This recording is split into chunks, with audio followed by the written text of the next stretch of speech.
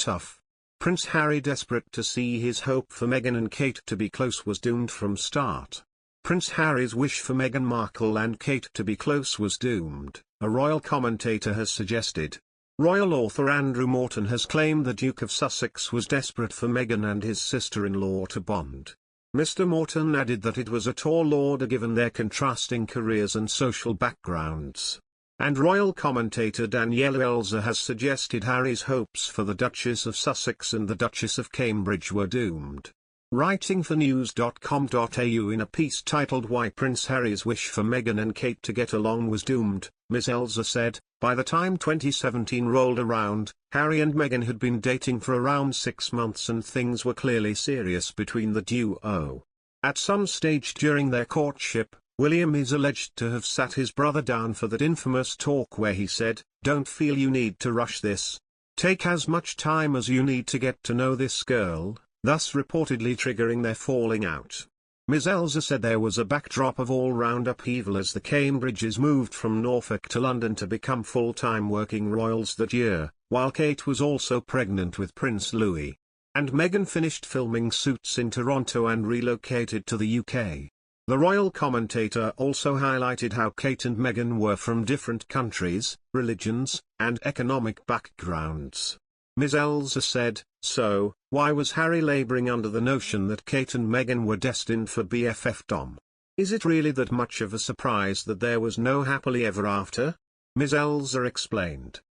Two women who could have been allies but who ultimately wound up on opposing sides, two women who shared elevated, titled positions and yet who found themselves in a years-long battle for the people's hearts and minds. For nearly 3 years now, the alleged bad blood between the Duchess of Cambridge and the Duchess of Sussex, and who is to blame for it, has been raked over again and again. This week, we got new insight into their fraught relationship courtesy of legendary royal biographer Andrew Morton, who is re-releasing his 2018 book Meghan, An American Princess. In it, Morton, the journalist Diana, turned to in the early 90s to furtively get her side of the story out to the world, reports that the palace bent over backwards to help the Sussexes and Meghan was given a formidable backroom staff to help her make the transition to royal life. Far from abandoning Meghan, the palace had a team which spent hundreds of hours monitoring social media accounts and violent threats were reported to police, he wrote. From the get-go, in Morton's telling, Kate and Meghan's relationship was never going to be one of late-night, vino-fueled bonding sessions or giggling over in-jokes behind Princess Anne's serge-clad back during Trooping the Colour. Rather, when they first met in January 2017, it was a brief encounter where the Suits star kindly gave the Duchess a small birthday gift. Meghan was assured by Kate that she was always ready to help and advise in this bizarre new world in which Meghan found herself, Morton writes. But like the Queen, Kate offered friendliness but not friendship. Her cool and somewhat reserved nature would have profound consequences. Elsewhere he writes, not only did Kate and Meghan not know each other well, but even after the wedding there was little opportunity to develop a firm friendship away from public events.